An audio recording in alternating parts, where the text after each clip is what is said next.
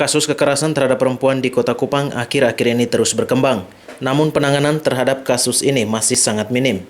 Belum terlihat keseriusan lembaga terkait dalam menangani kasus kekerasan terhadap perempuan. Hal ini disampaikan Ketua Forum Komunikasi Pemerhati Perjuangan Hak Perempuan atau P2HP Kota Kupang, Maria Fatimah Hajon, saat menyajikan materinya di hadapan puluhan peserta workshop di Kupang Sabtu pagi. Dalam pemaparan materinya, Fatimah mengatakan, Forkom P2HP Kota Kupang telah menangani sejumlah kasus kekerasan terhadap perempuan dan anak dengan melaporkan ke Polsek Oebobo. Perlindungan terhadap perempuan dan anak menjadi tugas utama serta perhatian serius setiap pihak, di mana banyak perempuan dan anak menjadi korban kekerasan oleh para lelaki. Perempuan dinilai hanya sebagai tempat pelampiasan emosi para lelaki di setiap rumah tangga. Perlindungan kekerasan terhadap perempuan dan anak, khususnya di Kota Kupang, masih jauh di bawah harapan. Melalui workshop ini dapat dicari solusi untuk meminimalisirnya.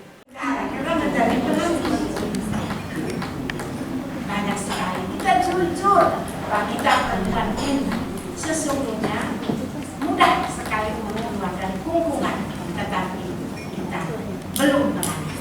Satu lagi, berkomunikasilah dengan orang lain.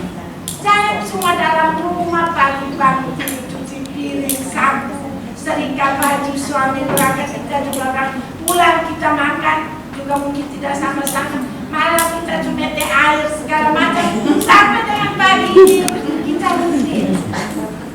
Daster yang tadi malam kita pakai tidur, pagi suami berangkat kerja kita masih pakai daster yang sama. Bagaimana peserta yang wartawan? Adakah istri-istri Anda pakai daster yang sama pagi hari atau tidak? Coba jawab. Tidak sama? Tidak sama berarti dia tahu suaminya punya ulai. Kalau pakai daster yang sama itu suami tidak melirik kita lagi. Tapi kalau kita sudah, sebelum suami berangkat kita sudah rapi, sudah lipstick, maka sama jalan dulu aja masih boleh satu kali. Tapi kalau kita dengan daster, keluar kalau lagi pegang ini termos, mau kasih anak buah anak khusus. Bapak saudara, iya saudara, lurus ke sana Pak Arah, tidak pakai dolar.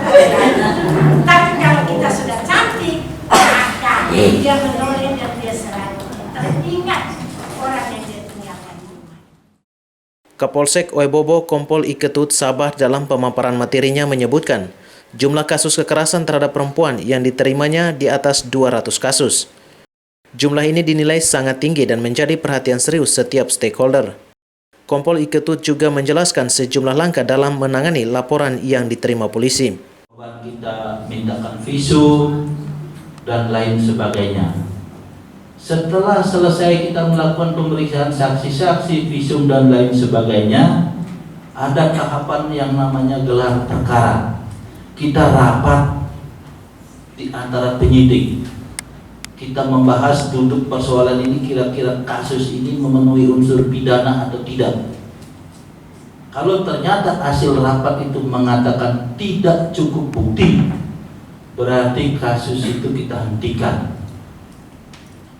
Tetapi kalau cukup bukti bahwa kasus yang kita rapatkan tadi adalah merupakan peristiwa pidana, berarti kasusnya kita naikkan status menjadi kepenyidikan. Setelah statusnya naik ke penyidikan, kita mulai tangkap tersangka, tangkap pelaku. Penangkapan berlaku 1 kali 24 jam. Kita periksa pelaku. Setelah itu kita tahan atau tidak tahan.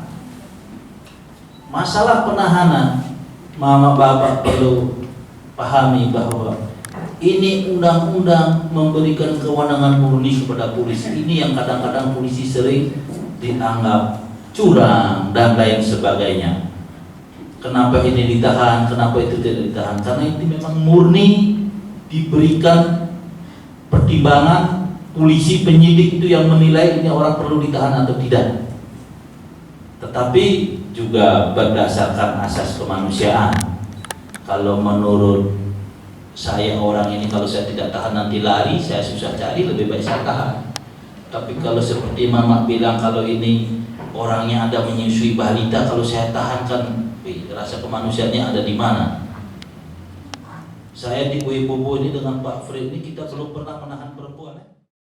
Workshop Forum P2HP ini mengusung tema memperingati Hari Perempuan Sedunia sebagai upaya memerangi kekerasan terhadap perempuan, menghadirkan 3 pemateri. Patris Kudang Laiskodat, AFB TV melaporkan.